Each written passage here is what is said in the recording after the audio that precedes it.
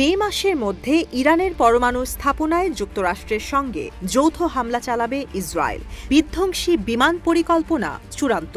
এখন শুধু ট্রাম্পের সবুজ সংকেতের অপেক্ষা। এমন পরিস্থিতিতে নাটকীয় মোড়। ইরানে হামলা চালানোর পরিকল্পনা প্রত্যাখ্যান করলেন মার্কিন প্রেসিডেন্ট। বুধবার এমন প্রতিবেদন ছাপিয়ে হইচই ফেলে দিয়েছে নিউ ইয়র্ক টাইমস।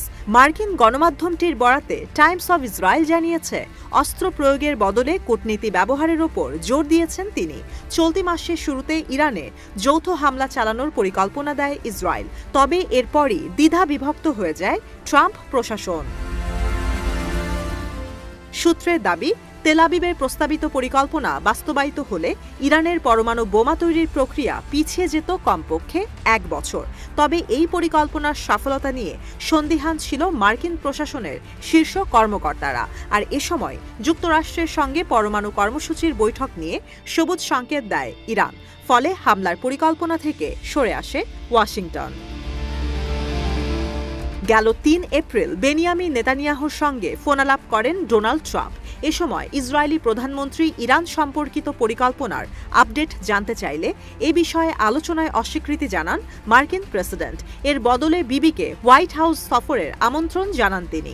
4 দিন পর নেতানিয়াহু হোয়াইটে পৌঁছালে ট্রাম্প জানান, ইরানের সঙ্গে সরাসরি বৈঠক করবে যুক্তরাষ্ট্র।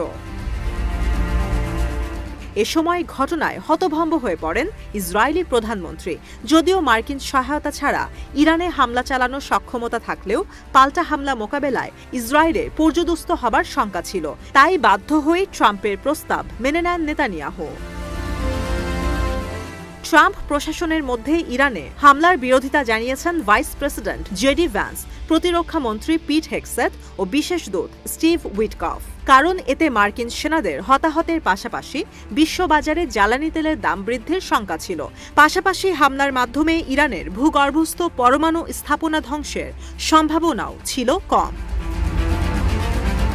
অন্যদিকে পররাষ্ট্রমন্ত্রী মার্কো রুবিও, জাতীয় নিরাপত্তা উপদেষ্টা মাইক ওয়ালস সরাসরি সামরিক সংঘাতের পক্ষে ছিলেন।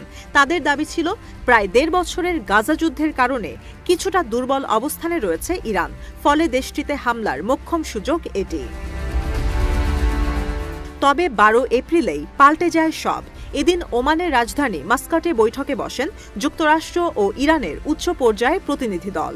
আলোচনাকে গঠনমূলক হিসেবে দাবি করেছে দুই পক্ষ। আগামী শনিবার ইটালির রাজধানী রোমে অনুষ্ঠিত হবে দ্বিতীয় দফা বৈঠক।